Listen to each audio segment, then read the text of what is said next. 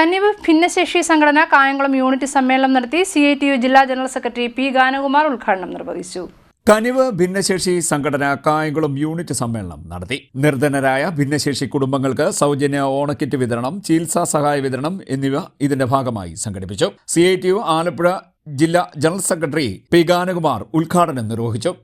ഭിന്നശേഷിക്കാരുടെ വേദനയും പ്രയാസവും എല്ലാം തിരിച്ചറിഞ്ഞുകൊണ്ട് തന്നെ രാജ്യത്തെമ്പാടും ഭിന്നശേഷി വിവിധ സംഘടനകൾ സർക്കാരിന്റെ സമിതി ഭിന്നശേഷിക്കാരെ ബാധിക്കുന്ന പ്രശ്നങ്ങൾ തിരിച്ചുകൊണ്ട് നിരവധി സഹായം നടത്താറ്.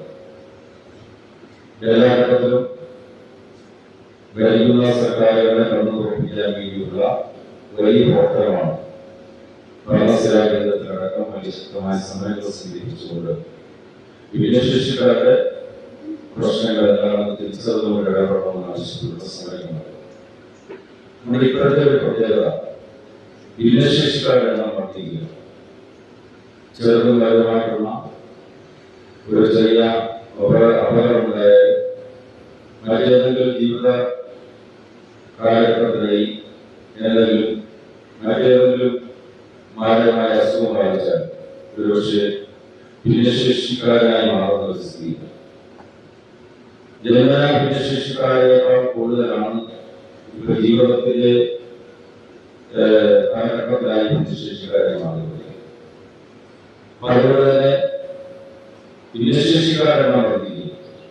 ഭിന്നശേഷിക്കാരുടെ മറ്റ് ഇതര മേഖലയിൽ ജോലി ചെയ്യാൻ കഴിയാത്ത ഭിന്നശേഷിക്കാരായിട്ടുള്ളവരെ ഇത് കഴിക്കാനായി പ്രവർത്തിക്കാൻ എല്ലാ രീതിയിലുള്ള പ്രവർത്തനം സാമൂഹികമായ പ്രതിബദ്ധതയോടെ ഏറ്റെടുക്കണമെന്ന് തന്നെയാണ്. യൂണിറ്റ് പ്രസിഡന്റ് അനു പ്രദീപ് അധ്യക്ഷനായി. യൂണിറ്റ് സെക്രട്ടറി വിജയകുമാർ V സ്വാഗതം പറഞ്ഞു.